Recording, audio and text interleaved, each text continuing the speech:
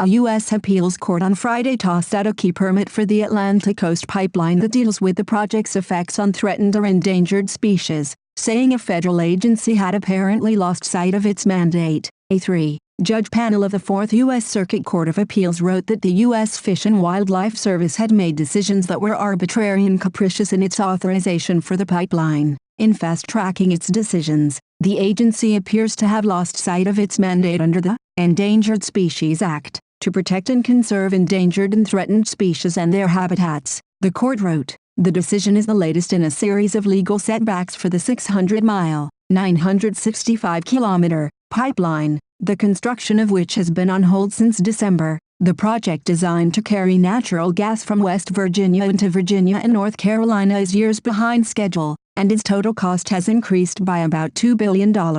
The appeal dealt with 4 species: the rusty-patched bumblebee, the clubshell, a mussel, the Indiana bat, and the Madison cave isopod, a crustacean. Last year, the court vacated the Fish and Wildlife Service's incidental take statement, which usually authorizes a project to harm or kill no more than a limited number of threatened or endangered species. Soon after, the agency revised its work and issued a new one, which environmental groups challenged. The court wrote that it could not ignore that it took the agency a mere 19 days to issue the new incidental take statement and related biological opinion after the court's first decision. In its rush to help this pipeline company, the agency failed to protect species on the brink of extinction, its most important duty. This pipeline would blast through some of the last populations of these rare animals, said Patrick Hunter, an attorney with the Southern Environmental Law Center, which represented the environmental groups that sued. A spokeswoman for the Fish and Wildlife Service said the agency is reviewing the decision.